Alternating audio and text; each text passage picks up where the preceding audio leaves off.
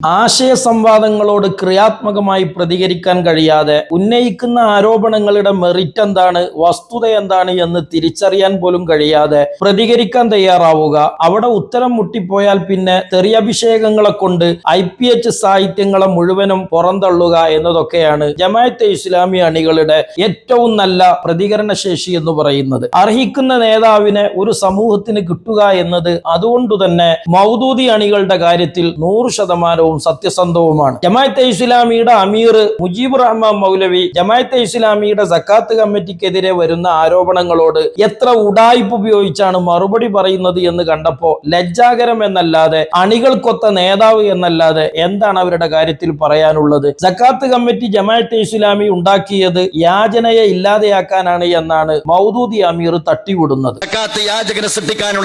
സക്കാത്ത് എന്ന് പറയുന്ന ഏറ്റവും സമഗ്രമായ ഇസ്ലാമിലെ സാമ്പത്തിക വ്യവസ്ഥിതിയെ ഒരിക്കലും യാചകരെ സൃഷ്ടിക്കാനുള്ള പരിപാടിയായി മുസ്ലിമീങ്ങളാരും പറയുകയോ അങ്ങനെ വിശ്വസിക്കുകയോ ചെയ്യുന്നില്ല. എന്നാൽ ജമാഅത്തെ ഇസ്ലാമി സക്കാത്ത് കമ്മിറ്റി ഉണ്ടാക്കിക്കൊണ്ട് എവിടെയാണ് യാചകരെ ഇല്ലാതെയാക്കുന്നത്? ഒരു സമ്പന്നന്റെ കയ്യിൽ നിന്ന് പാവപ്പെട്ടവനിലേക്ക് നൽകേണ്ട സക്കാത്ത് വിഹിതം ജമാഅത്തെ ഇസ്ലാമിക്കാർ പിരിച്ചു കൊണ്ടുപോയി അവരുടേതായ ഓഫീസിൽ കൊണ്ടുപോയി തള്ളിയിട്ട് അത് അവരുടെ താല്പര്യത്തിനും ഇഷ്ടാനുസരണവും ആവശ്യക്കാർക്ക് നൽകുകയും ആ സക്കാത്ത് അവരിലേക്ക് എത്തുന്നതിന് വേണ്ടി ജമാഅത്തെ ഇസ്ലാമിയുടെ ഓഫീസിൽ പോയി അപേക്ഷ കൊടുത്ത് കാത്തുകെട്ടിക്കിടക്കേണ്ടി വരികയും ചെയ്യുന്നത് യാചനയുടെ പുതിയ വേർഷനല്ല ജമാഅത്തെ ഇസ്ലാമിക്കാരെ. സമുദായത്തിലെ പാവപ്പെട്ടവരെ സമ്പന്നന്റെ സക്കാത്ത് ഉപയോഗിച്ച് അടിമകളാക്കുകയും ആശ്രിതവത്സരാക്കുകയും ചെയ്യുക, അതുവഴി തങ്ങളുടെ രാഷ്ട്രീയ അജണ്ടകളെ സാധിപ്പിച്ചെടുക്കുക എന്നതിനപ്പുറത്ത് എന്താണ് നിങ്ങളുടെ സക്കാത്ത് കമ്മിറ്റി കൊണ്ട് നിങ്ങൾക്ക് താല്പര്യങ്ങൾ വേറെയുള്ളത്? യഥാർത്ഥത്തിൽ ഒരു കാലത്ത് രാഷ്ട്രീയ സ്വപ്നങ്ങൾ ഇല്ലാതിരുന്ന ജമാഅത്തെ ഇസ്ലാമി സക്കാത്തിന്റെ സത്യസന്ധമായ ഒരു മതവിധി പറഞ്ഞിരുന്നു,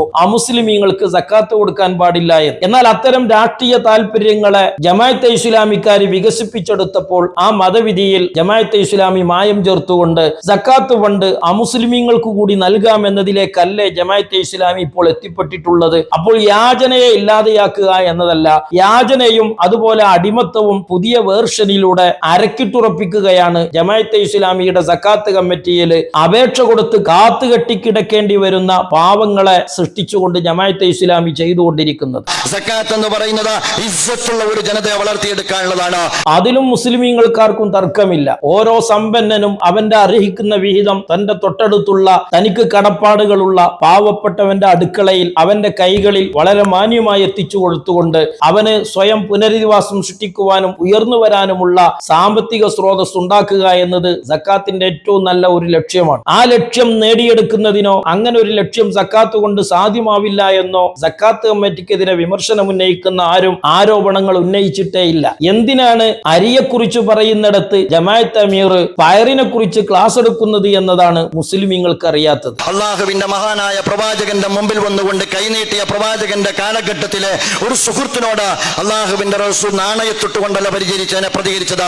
നബി സല്ലല്ലാഹു അലൈഹി വസല്ലം തങ്ങളുടെ മുമ്പിൽ യാചകനായി വന്ന ആൾക്ക് നബി സല്ലല്ലാഹു അലൈഹി വസല്ലം തങ്ങൾ ജീവിതോപാധിയെ ഉണ്ടാക്കി കൊടുത്തു എന്നത് വസ്തുതയാണ്. പക്ഷെ ജമാഅത്തെ ഇസ്ലാമിയുടെ സക്കാത്ത് കമ്മിറ്റിയുമായി ബന്ധപ്പെട്ടുകൊണ്ടോ സക്കാത്ത് കമ്മിറ്റിയുടെ പേരിൽ ജമാഅത്തെ ഇസ്ലാമി ചെയ്യുന്ന ഏർപ്പാടുകൾക്കോ ഈ സംഭവം തെളിവേ ആകുന്നില്ല എന്നതാണ് മറ്റൊരു പരമസത്യം. ഇത്രയും ബോറായിട്ട് ഒരു പ്രസ്ഥാനത്തിനു നേരെ വരുന്ന ആരോപണങ്ങളോട് പ്രതികരിക്കുക എന്നത് ഒരു അമീറിന്റെ ലക്ഷണമാണെങ്കിൽ അണികൾക്ക് ലക്ഷണമൊത്ത നേതാവിനെ തന്നെയാണ് ജമാഅത്തെ ഇസ്ലാമിയുടെ അമീറായി മുജീബ് മൗലവിയെ കിട്ടിയിട്ടുള്ളത് എന്നത് പറയാതിരിക്കാൻ നിർവാഹമില്ല. അല്ലാഹുവിന്റെ പ്രവാചകൻ റസൂലുള്ളാഹി സ്വല്ലല്ലാഹു അലൈഹി വസല്ലം ഒരു മഴ കൊടുത്തിട്ട് ഉപജീവന മാർഗം തേടാനാണ്.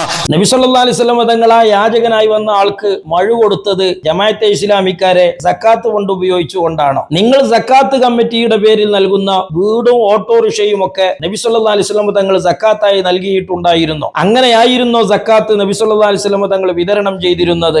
ആരെയാണ് നിങ്ങൾ ഈ വിഡ്ഢികളാക്കുന്നത്? ഇത്തരം കാര്യങ്ങളൊക്കെ മറുപടിയായി ഒരു അമീർ വിളിച്ചു പോകുമ്പോ എന്താണ് ജമാഅത്തെ ഇസ്ലാമിയുടെ സക്കാത്ത് കമ്മിറ്റിക്കെതിരെ മുസ്ലിം ഉമ്മത്ത് ഉന്നയിക്കുന്ന ആരോപണം എന്ന തിരിച്ചറിവ് പോലും ഈ അമീറിന് തന്നെ ഉണ്ടായിട്ടില്ല എന്നതല്ലേ വസ്തുത. സമകാലിക സാമൂഹ്യ സാഹചര്യത്തിൽ അടിസ്ഥാന ആവശ്യങ്ങൾ നിരാകരിക്കപ്പെട്ട ജനവിഭാഗത്തിന് 14 നൂറ്റാണ്ട് മുമ്പ് പ്രവാചകൻ റസൂലുള്ളാഹി സ്വല്ലല്ലാഹു അലൈഹി വസല്ലം തന്റെ മുമ്പിലേക്ക് കൈനീട്ടിയ തന്റെ സന്തത സഹചാരിക്ക് മഴ വെച്ചു കൊടുത്തതുപോലെ നബി സല്ലല്ലാഹു അലൈഹി വസല്ലം തങ്ങൾ ആ മഴ വാങ്ങിക്കൊടുത്തത് അദ്ദേഹത്തിന്റെ തന്നെ കയ്യിലുണ്ടായിരുന്ന ചില വസ്തുക്കളെ ലേലം വിളിച്ചുകൊണ്ട് അത് മുഖേന കിട്ടിയ കാശ് കൊണ്ട് മഴ വാങ്ങിക്കൊടുത്ത് അയാൾക്ക് ജീവിത മാർഗം കാണിച്ചു കൊടുക്കുക എന്നതാണ്. അതല്ലാതെ ജമാഅത്തെ ഇസ്ലാമി സക്കാത്ത് കമ്മിറ്റിയുടെ പേരിൽ സംഘടന വളർത്താനും തങ്ങൾക്ക് ആശ്രിത വത്സരം ഉണ്ടാക്കുവാനും രാഷ്ട്രീയ താല്പര്യങ്ങൾ വികസിപ്പിച്ചെടുക്കാനുമുള്ള കലാപരിപാടി ആയിരുന്നില്ല എന്ന് ജമാഅത്ത് അമീറും അണികളും ദയവ് ചെയ്ത് തിരിച്ചറിയണമെന്നാണ് വിനയത്തോടെ ഓർമ്മപ്പെടുത്താനുള്ളത്.